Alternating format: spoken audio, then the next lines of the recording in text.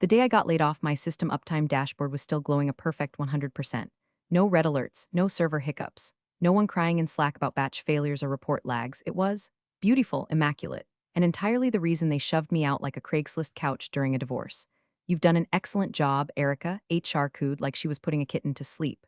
Truly, you've made everything so efficient that, well, there's just not enough work to justify your position anymore. I stared at her. I mean, really stared, like maybe if I looked hard enough, I'd find the punchline tattooed under her bob haircut. 6 years. 6 years I'd been the duct tape and digital prayers holding this dump together. Bash scripts that spun up compliance reports in seconds.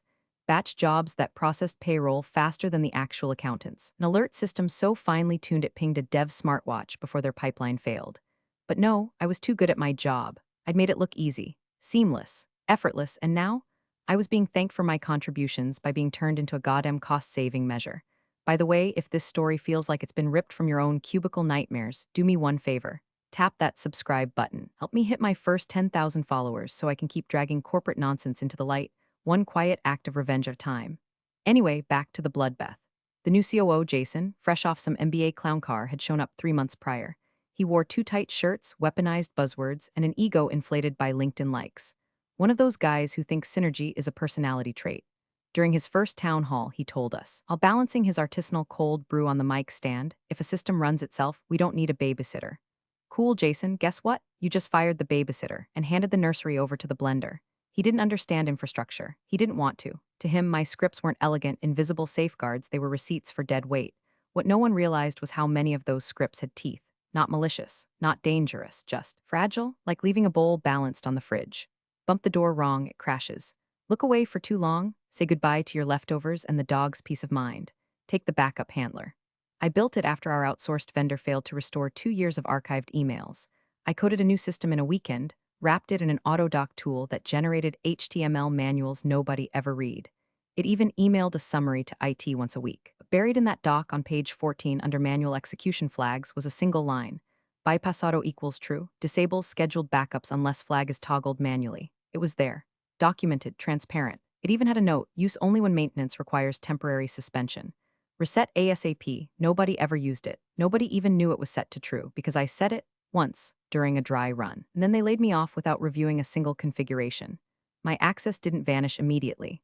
Their offboarding checklist, crafted by someone who thought Jira was a Pokemon, revoked privileges in stages. HR assumed IT would pull me. IT assumed HR would handle it. Meanwhile, I still had access to every server that ran my scripts because no one remembered which credentials they piggybacked off. I had just enough time to walk out clean, professional, and invisible. I even brought donuts on my last day. Legacy doesn't mean old, I told them with a smile. It means it outlived the people who understood it. They all laughed. The new guy, Troy maybe, asked if I had any advice. Read the documentation, I said. It's all there. He gave me a thumbs up, didn't even write it down. I packed my bag, tossed my badge in the collection box like I was quitting a gym I never went to, and walked out into a cold January wind that felt like freedom wrapped in static.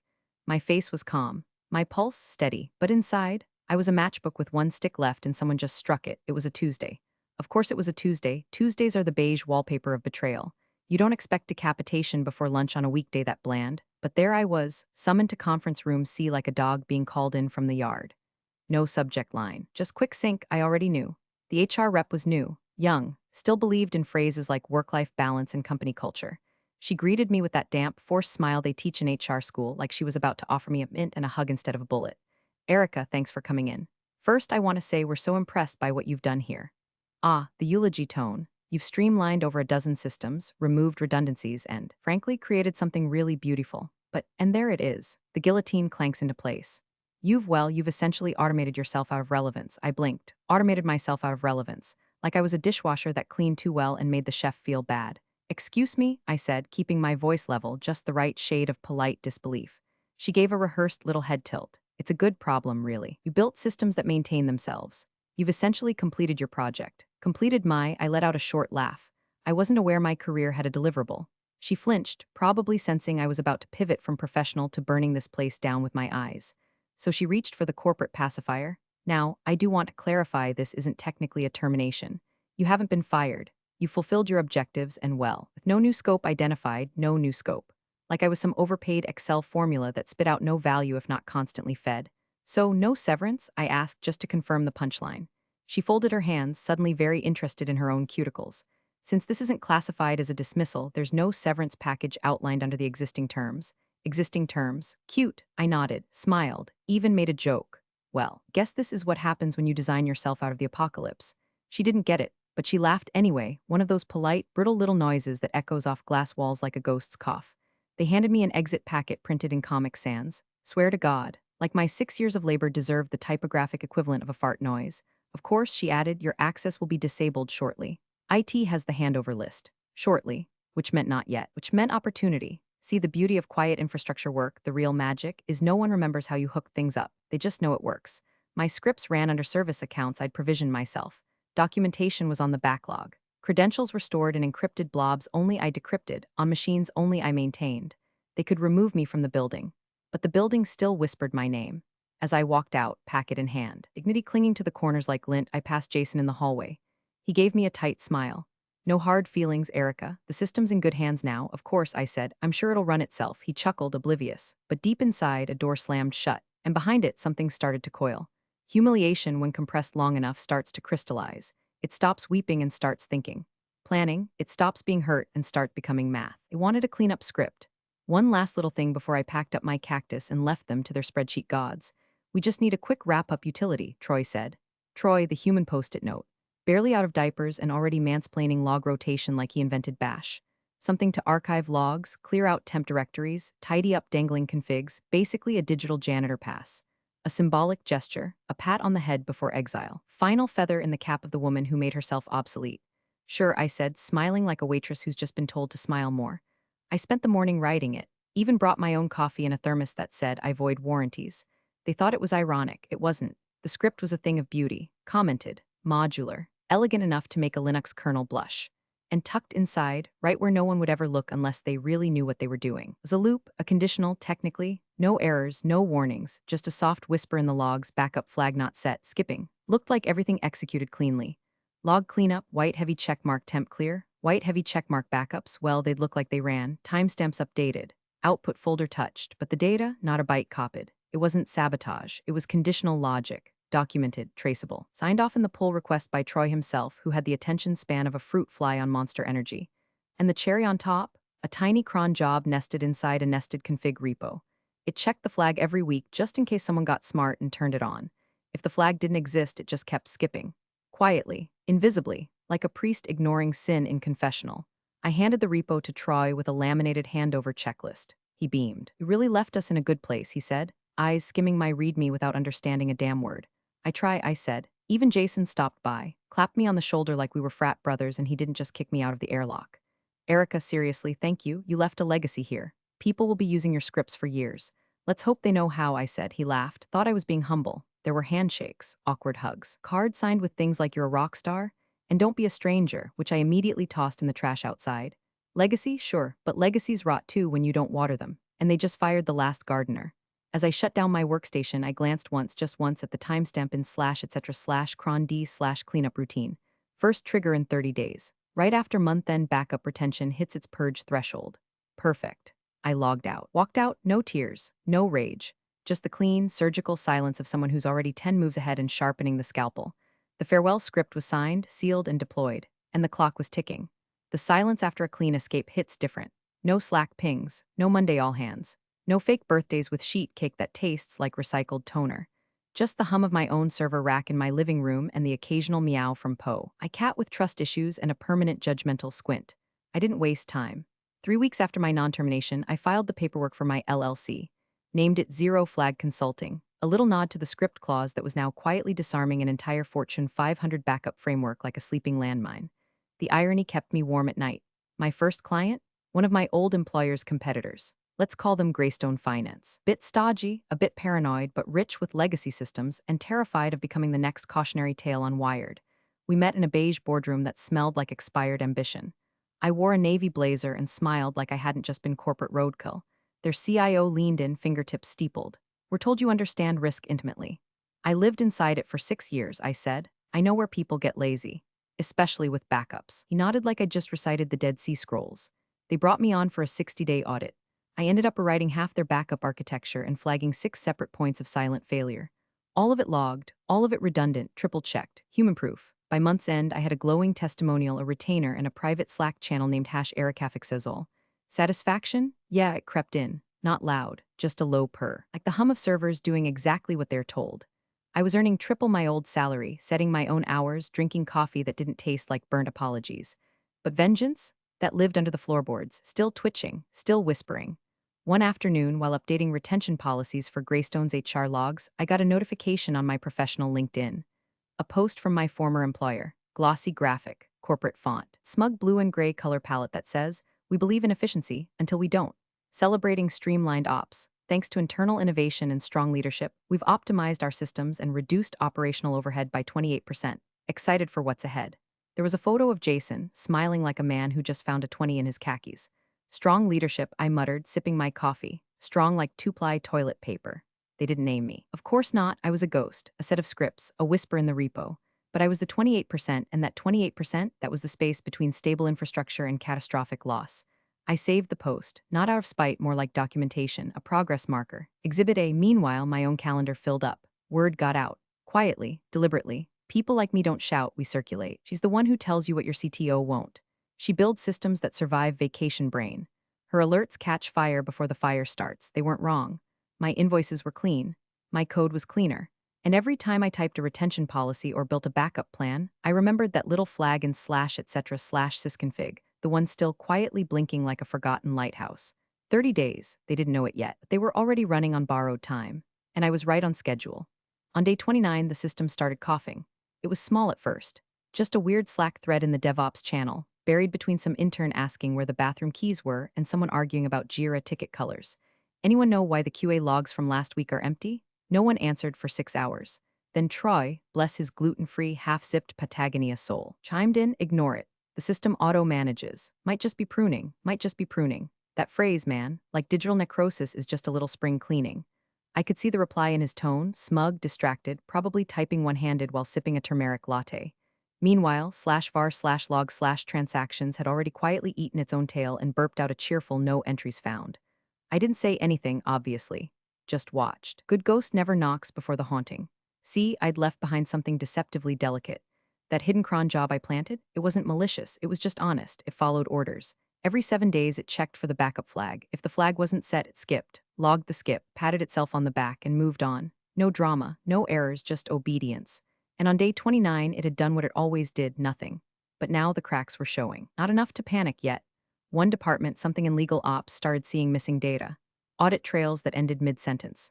Metadata that pointed to ghosts. I think the archive sync is off, their team lead posted. Give it an hour.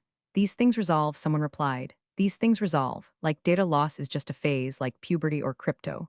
Meanwhile, I sat in my studio/office, sipping cold brew, listening to lo-fi jazz while I combed through Greystone's financial redundancy matrix. I caught wind of the issue through a former coworker's Twitter alt account. Something cryptic about phantom logs and bad moon rising. I cracked a smile, couldn't help it. You ever hear the sound of denial tightening? It's quiet, like shoelaces before a sprint you don't know you're in.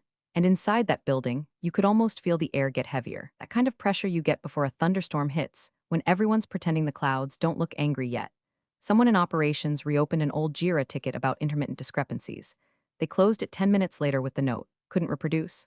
Possibly temporary. Sure, buddy. And my ex just accidentally logged into Tinder during therapy. I pictured Jason scrolling through his dashboard, seeing all those beautiful green check marks, blissfully unaware that underneath them, the system was hollowing itself out like a termite buffet. Because here's the thing about automated integrity, it's only as good as the human memory maintaining it. And they'd fired the one human who remembered how it actually worked. Now, while they were busy celebrating streamlined ops, the archive processes had quietly skipped 29 times. No alarms, no error states, just skipped. Because that's what the condition said. The final 30-day retention cycle was already mid-countdown, and in a few short hours, the purge script would run right on schedule. A simple, efficient, unremarkable execution, one that would delete everything they thought they were still protecting.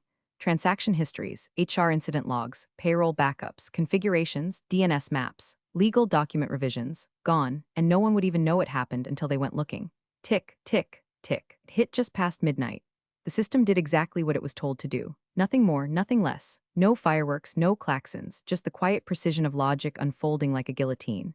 At 12:01 a.m., the final retention job ran, At 12:02, slash backup slash monthly slash finance slash was empty. By 12:03, slash snapshot slash legal slash dropped into non-existence like a body into a river. At 12:05, HR tried to access a historical payroll report, got a 404. By 12:06, someone opened a ticket, data missing from archive.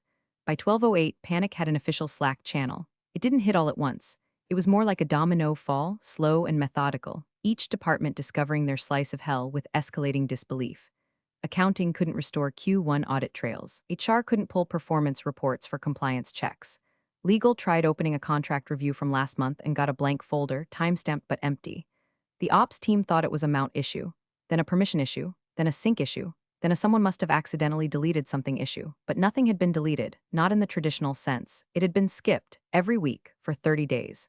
By 12:17, the incident response team was fully activated. Half of them still in pajamas, logging into war rooms from their home offices with bloodshot eyes and half-drunk Red Bulls. At 12:23, someone finally pinged the IT director. He'd been golfing the day they laid me off. Didn't even send a goodbye email. But now he was the one standing in the middle of the digital crime scene, sweating through his undershirt and whispering Jesus Christ every third breath. I wasn't watching live, obviously, but I didn't have to. I knew how this unfolded.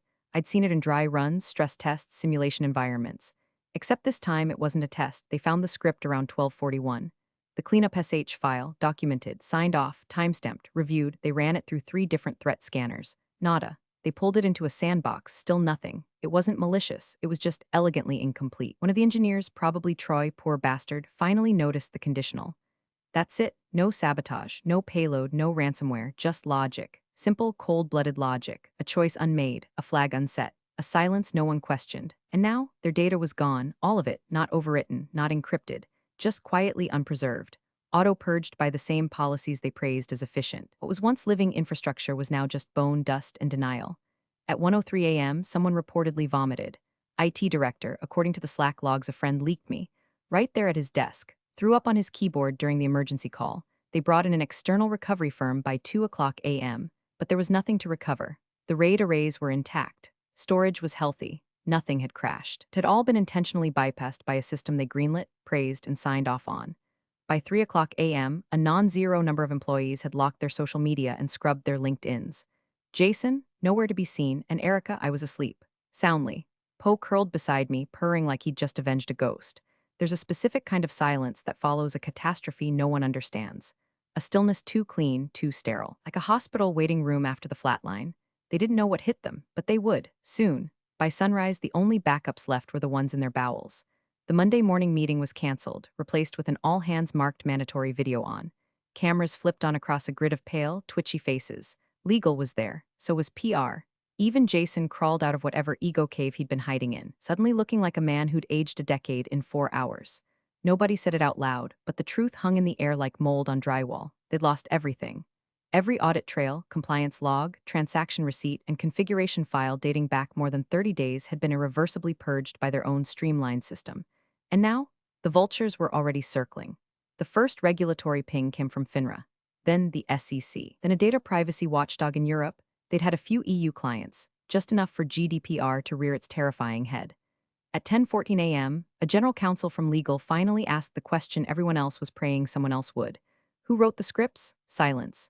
Then Troy, in a voice that sounded like it had been rolled in regret and deep-fried, muttered, Erica, Erica Santos. Click. My name echoed through 3 floors of spreadsheets and corporate dread. A few managers dug through old emails. Someone pulled my Git commits. Someone else grabbed the signed-off Jira tickets and approvals. Slack logs showed the pull request with a +1 from Troy and a final green check from the IT director, who now reportedly had a twitch in his left eye and a standing appointment with an herbalist. By noon, my inbox had 6 new messages from various at the company com addresses, then 8 more, then 2 calls from blocked numbers, then a LinkedIn request from Jason with a groveling message, would love to reconnect, maybe clear the air, cute. I didn't answer. I didn't even open them. I just sat in my home office, coffee in hand, scrolling through Greystone's firewall logs like a woman flipping through a cookbook while the neighbor's house burned down next door. At 2:37 p.m., a message popped up in a private Slack I was still part of, courtesy of a friend who hadn't yet cut the cord. They're pulling legal into the script review, trying to prove sabotage. That made me laugh, not a big laugh, not a cackle. Just a soft content chuckle that felt like exhaling a weight I'd been carrying for years. There was no sabotage.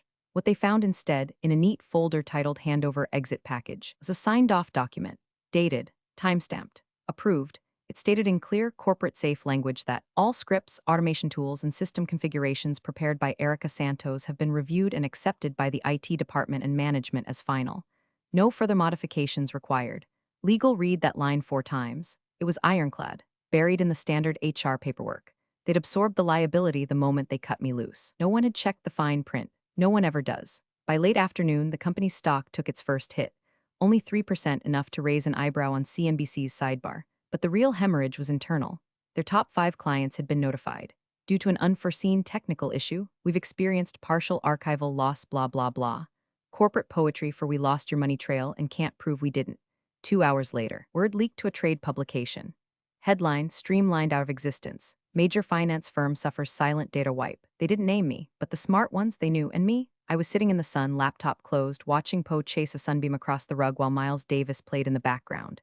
Serene, detached, untouchable. They wanted to reach me. But the version of me they fired, she doesn't take calls anymore. Greystone's lobby didn't have a chandelier, but the silence still sparkled. We were mid-presentation. Slide 12 of a 40-slide deck titled Automating Resilience, Lessons in Preventing Invisible Failures. Every exec in that boardroom was taking notes like I was reading the 10 Commandments from a USB stick. They didn't interrupt. They didn't blink. They just nodded, hard. My final slide read: systems should never rely on memory, especially human memory. Closed the laptop and waited. Applause, actual applause. Not the sarcastic kind from devs who have been awake for 48 hours, but genuine, relieved clapping from people who knew I'd just handed them a map through the minefield they'd been dancing blindfolded through for a decade. Someone handed me a fresh check. Retainer renewal. Double what they paid me last quarter, plus bonuses.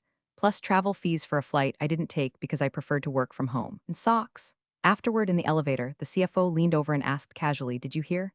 Jason's on indefinite leave." I nodded. "Health issues?" She smirked. "Professional integrity implosion."